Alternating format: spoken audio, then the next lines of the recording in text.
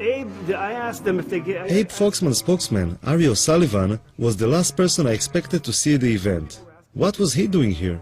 Look, Abe, they mentioned the ADL a couple of times in their talks, and like I told you, they were false, these things. And I went up to Walt, but he was surrounded with people. I said, listen, I'm from ADL, Ari O'Sullivan, and those two things you said about the ADL are incorrect. I got a lot of interest from the foreign press.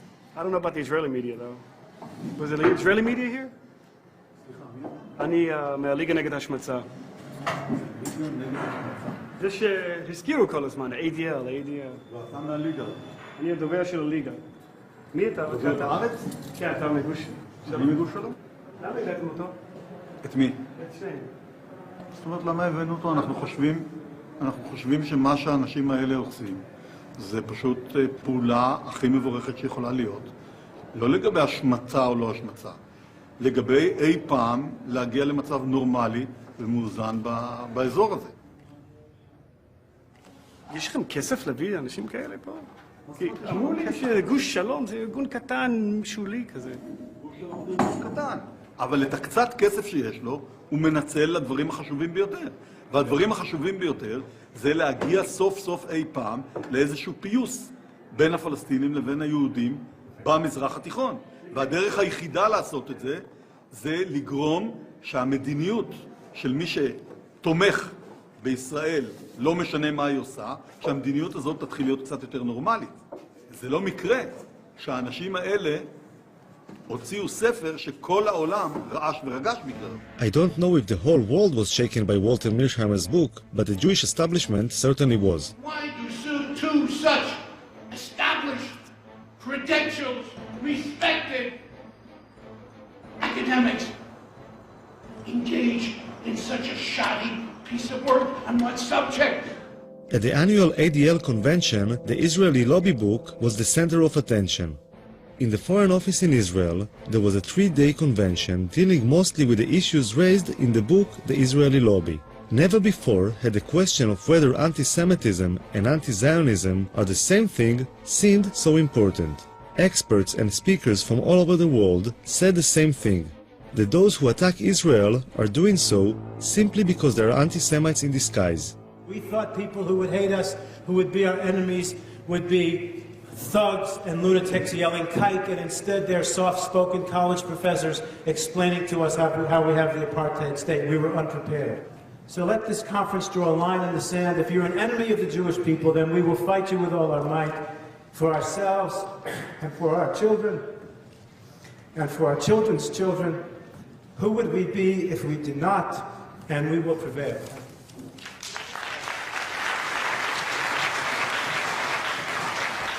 After 3 days, something happened which was more or less the equivalent of a bomb being thrown into the room. If you came down from space, you would think, having looked at this conference, that there was absolutely no problem in the West Bank or in Gaza. One element of the reason why so many people around the world are angry with Israel is because of the continuing settlement and occupation of Palestinian land, and because Israel, which has state power, has not done enough to end the occupation. One of the reasons.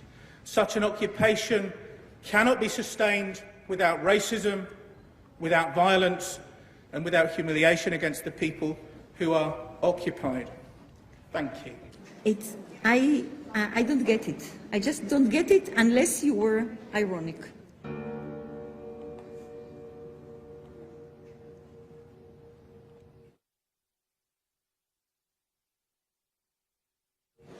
David, yes. we appreciate your work. We invited you to speak. Yes. But what you did today was a kind of preaching about looking for human rights that we don't have. This is more or less what you said. There are problems with human rights in the we territory. don't say It's insinuative. What do you say? No, Not I only choose that. to say something which has not yet been said by everybody. Just It's for very the simple. provocation? Not for the provocation, because Palestine was not mentioned It was in this mentioned conference. all Not over. once, maybe by Gil. It was mentioned It was mentioned yesterday as over. Palestine is the All anti-nation, Palestine is the one unique nation which doesn't have the right to exist. It was mentioned. No, no one said that. Come on. Come on, no one said it. Don't go too Gerstenfeld far. said it. Palestine one is the said it. anti-nation. What do you think that means? And where do you think that terminology comes from, the anti-nation?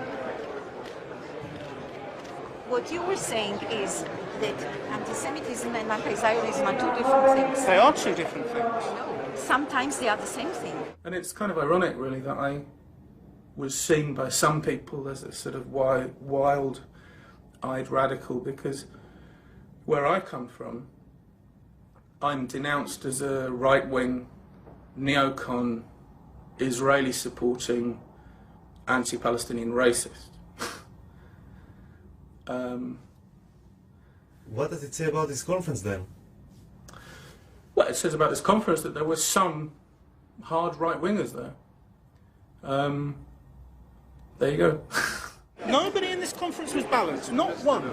I don't think so. Speaking with David Hirsch made me realize that it is very difficult to represent any other approach in the Jewish world. Those who try to say anything different are being silenced. And Dina has a go at me for not being balanced. You hinted too much. You were not explicit enough. Should have modified more time maybe. Hirsch was right. The occupation as a possible reason for justified criticism was not mentioned. Many Jewish people see anti-Semitism as a force of nature. It has always been there and will always be there. It will just take on different shapes and forms. I find this difficult to accept. This is a conference about people around the world blaming Jews as the worst human rights violators on the planet.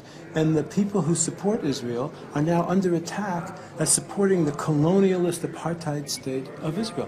This is a warrant for attack on Jewish people. It is internationally recognized that anti-Zionism is sometimes anti-Semitism. You know what? And who As an Israeli, can... this is the only thing that gives me hope, to differentiate these two. Why? Because otherwise there is no hope. Otherwise this is a doomed... But this is closing your eyes. This is a doomed, You're right. fatalistic But you're approach closing your which eyes. leaves us no hope at all. But you see what he's doing? He's doing exactly he has the problem of the left. And here's the problem. Here's the problem. You. Yeah. This analysis. This is just like the wife who's beaten by her husband, who goes to the psychiatrist and she says, it must be something I did, because if it's not something I did, then it's hopeless. Then he's a madman. Well, you need to find something you did to cause the hatred against you. But guess what? It's nothing that you did. And it's too bad. You are in chaos, and the world is dangerous. And Islamism, funded by the Saudis, is teaching gazillions of people around the world that you are evil before you came to Israel. So this is your problem. You're exactly right. And you don't want that to be true. Maybe they're right. Maybe I'm just naive. Maybe all those people who criticize Israel really are anti-Semites in disguise. I'm heading to Chicago to speak with John Mearsheimer, co-author of the Israeli Lobby. I hope to have the courage to ask him if he is really an anti-Semite in disguise.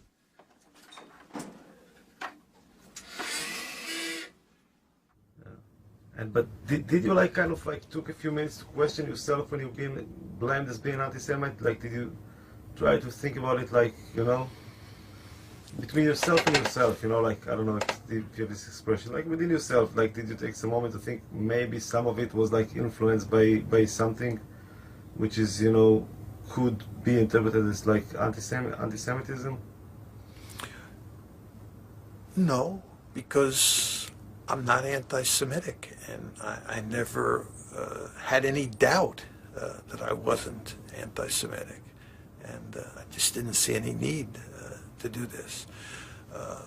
My arguments are not in any way, shape, or form hostile to Jews or hostile to the state of Israel. And in fact, Steve Walt and I go to great lengths in the books to make in the book and in the article to make the case that we think the lobby's policies are not in Israel's interest or in America's interest.